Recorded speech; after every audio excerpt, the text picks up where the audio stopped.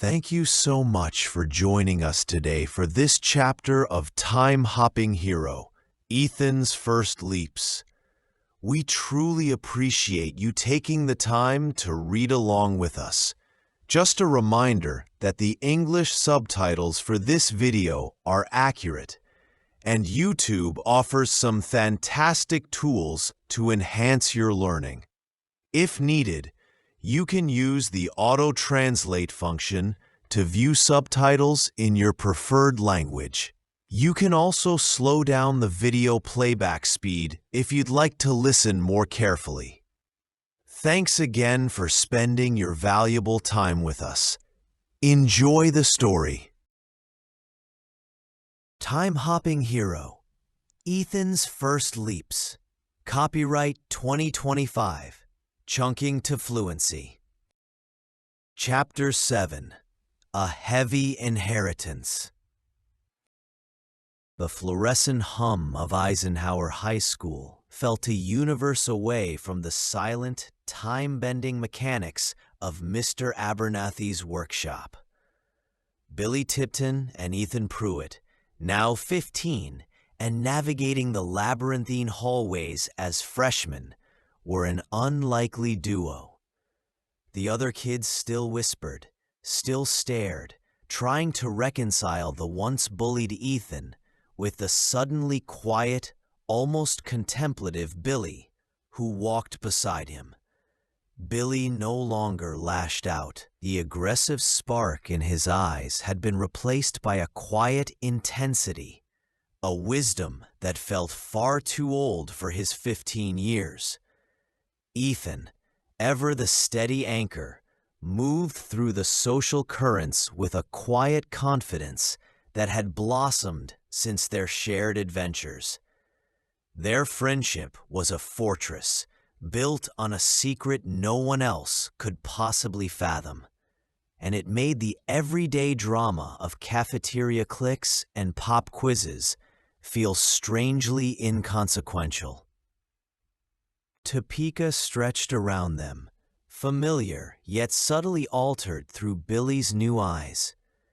He noticed the railway lines crisscrossing the city with a fresh pang, a silent echo of the bright-eyed engineer his father once was. After school, the boys often drifted towards the workshop, their haven from the teenage world. Mr. Abernathy was visibly frailer now. His steps were slower, punctuated by the rhythmic tap of a polished wooden cane, and his hands, once so nimble, sometimes trembled as he counted out change. Ethan often found him dozing in his worn armchair, the thin blanket perpetually over his knees, his gaze distant, lost in memories the boys could only guess at. "My joints are complaining more than usual, boys," Mr. Abernathy rasped one afternoon, rubbing a gnarled knuckle. "Doctor's even talking about a walker. Can you imagine?" He chuckled weakly, a dry, rustling sound. Billy, now a regular fixture behind the pawnshop counter, was becoming surprisingly adept.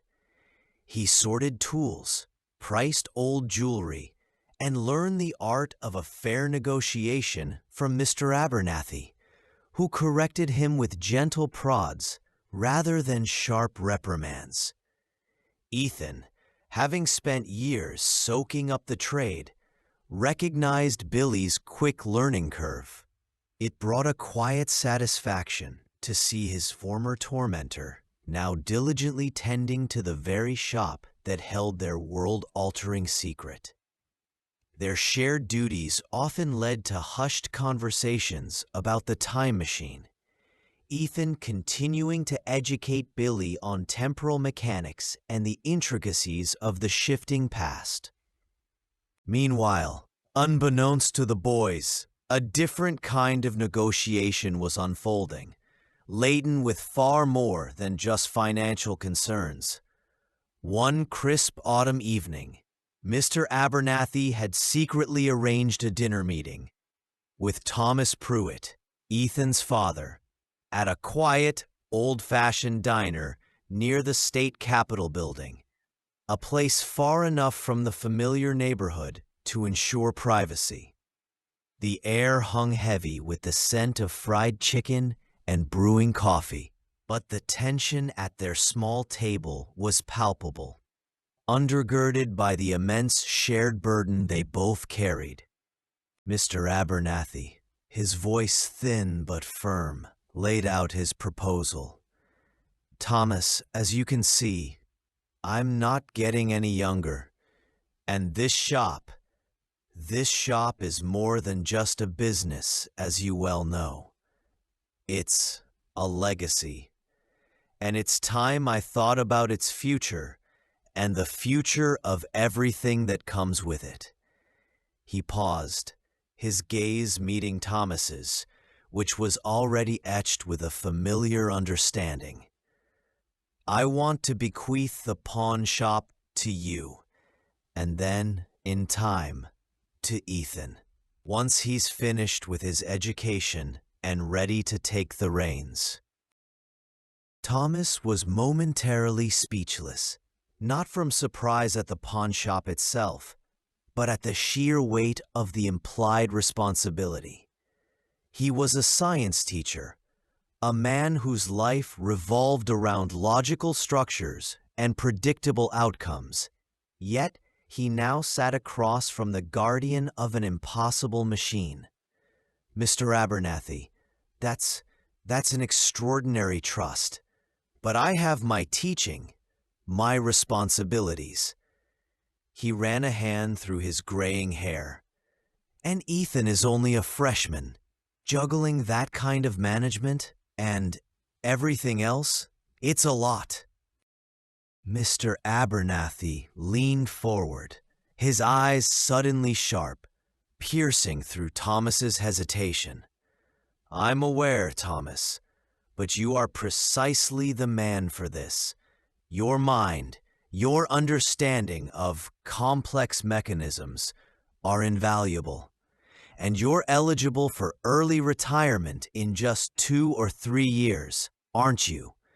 That would give you ample time to transition, to oversee the shop fully, and to work alongside Ethan when he's ready. He knows the mechanics of the shop better than anyone, but he'll need your guidance for all the rest and for protecting what needs protecting." Thomas left the diner with the weight of the old man's words and the immense trust placed in him settling heavily on his shoulders. He was committed to this secret, to Ethan's path, but the reality of managing the pawn shop and its hidden workshop was a daunting yet increasingly inevitable prospect. Back in his own home, Billy was grappling with a different, more immediate crisis. He walked through the front door, the familiar scent of stale beer and his father's distant silence already a heavy presence. But tonight there was another sound, the soft, broken sound of his mother crying. He found Martha in the living room, huddled on the worn sofa, her face buried in her hands. "Mom?" Billy asked, his voice catching in his throat. He hadn't seen her cry in years, not like this. She looked up, her eyes red-rimmed and hollow. "Oh, Billy," she whispered, her voice raw. I don't know what to do. I can't tolerate it anymore. The silence, the neglect." Her gaze was distant, filled with years of unexpressed pain. "He's just gone. Even when he's here, I'm thinking of leaving, of separation." The words hit Billy like a physical blow. He had seen the historical roots of his father's anguish, the shattering loss that had transformed him. He had understood the cause in a way no one else could. But understanding didn't erase the effects. It didn't heal his mother's present-day despair. His father was still self-destructing, and now he was taking Martha with him. The weight of it settled on Billy, a chilling certainty that Walter Tipton, the broken man consumed by old sorrow, desperately needed some kind of intervention, or he would completely unravel, taking his remaining family with him. Billy found his father in the living room later that day, nursing a tumbler of amber liquid. The silence in the house was thick, oppressive, broken only by the clinking of ice. Martha was in the kitchen, a quiet sorrow about her. Billy's hands trembled slightly as he approached Walter. There was no going back now. He had to try. "Dad," Billy began, his voice surprisingly steady despite the tremor in his hands. Walter grunted, not looking up. I know why you hurt so much, and I know it's destroying us." Walter's head snapped up. His eyes narrowed. Dangerous. "You don't know anything, boy. Get out." His voice was a low growl, a familiar warning. "I do," Billy pressed on, his voice gaining strength, fueled by Martha's quiet suffering and the profound truths he'd witnessed in time. "I know about Clara Belle. I know what happened." Walter slowly set his glass down, his face a mask of disbelief and dawning fury. "You don't know her name. You don't know anything about her. This is a cruel joke." He pushed himself to his feet, looming over Billy. But Billy didn't back down. "I saw it. I saw her there, Dad, and I've seen what it's done to you. This poison, this grief, it's not just killing you. It's killing Mom. She's thinking of leaving you." The words hit Walter like a physical blow. His eyes, already narrowed, now widened in shock. He looked from Billy to the kitchen where Martha was, a raw, primal anguish contorting his face. The rage, the denial, the years of carefully constructed emotional walls, they crumbled in an instant. I can't," Walter choked out, his voice raw, barely a whisper. "I can't forget her. I don't know how. I don't know how to talk about it." He crumpled, sinking onto the sofa, his body racked with a grief that had festered for so many years.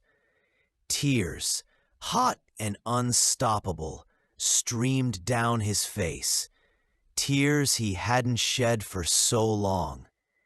It was a breakdown, deep and visceral, an admission to the truth he'd buried so fiercely. He was powerless, powerless to forget her, powerless to talk about it, powerless to stop the self-destruction. Billy watched him, a heartbreaking pity washing over him, now tinged with a fragile hope.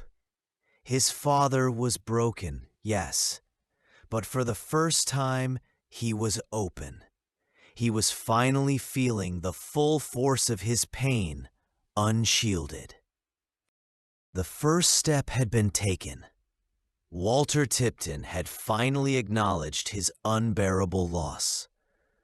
The destructive cycle that brought dishonor to Clara Belle's memory, the drinking, the neglect, the rage.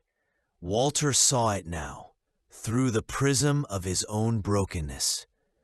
He had to change. But what could truly help him? That night, Billy shared his father's raw confession with Ethan.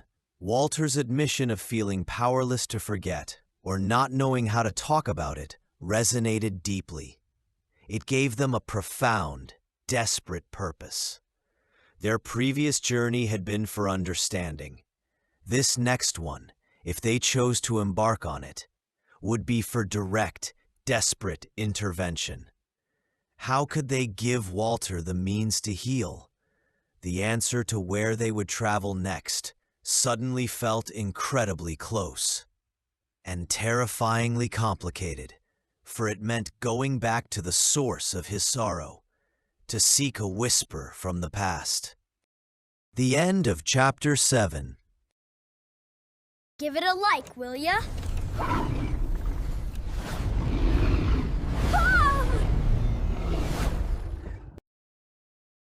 Chunk phrases of interest for Chapter 7.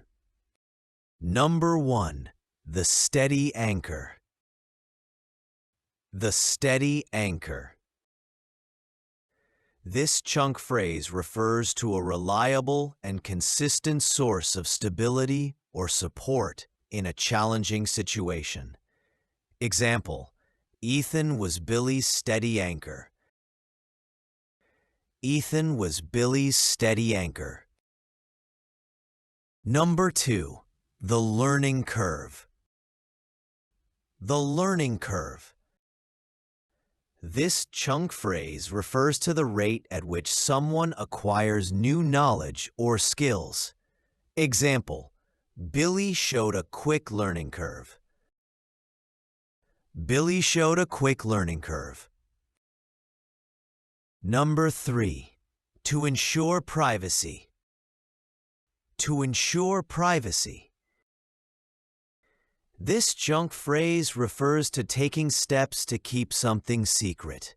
Example: They met in secret to ensure privacy. They met in secret to ensure privacy. Number 4. To take the reins. To take the reins. This chunk phrase refers to the act of assuming control or leadership. Example: Ethan would eventually take the reins. Ethan would eventually take the reins. Number 5. To lean forward. To lean forward. This chunk phrase refers to a physical posture showing focus. Example: Mr. Abernathy leaned forward to emphasize. Mr. Abernathy leaned forward to emphasize. Number 6. Complex mechanisms. Complex mechanisms. This chunk phrase refers to intricate systems or arrangements of moving parts designed to perform a specific function. Example: Thomas understood complex mechanisms. Thomas understood complex mechanisms. Number 7. Early retirement. Early retirement. This chunk phrase refers to retiring from work sooner than expected or before the typical age of retirement. Example: Thomas was eligible for early retirement. Thomas was eligible for early retirement. Number 8. The stale beer. The stale beer. This chunk phrase refers to beer that has lost its freshness and flavor, often developing an unpleasant, flat taste. Example: The house smelled of stale beer.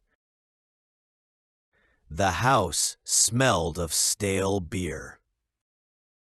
Number 9. Huddled on the sofa. Huddled on the sofa. This chunk phrase refers to sitting or lying closely and tightly together, often for comfort, warmth, or protection. Example: Martha was huddled on the sofa. Martha was huddled on the sofa. Number 10. To self-destruct. To self-destruct. This chunk phrase refers to the act of engaging in behaviors or patterns that are harmful to oneself, physically, emotionally, or socially. Example: Walter continued to self-destruct. Walter continued to self-destruct. Number 11. The emotional walls. The emotional walls. This chunk phrase refers to psychological barriers or defenses a person erects to protect themselves from emotional pain or vulnerability. Example: his emotional walls crumbled. His emotional walls crumbled. Number 12. The destructive cycle. The destructive cycle. This chunk phrase refers to a recurring pattern of negative behaviors or events that repeatedly cause harm or damage. Example: he was trapped in a destructive cycle. He was trapped in a destructive cycle. The end of chunk phrases of interest for Chapter 7.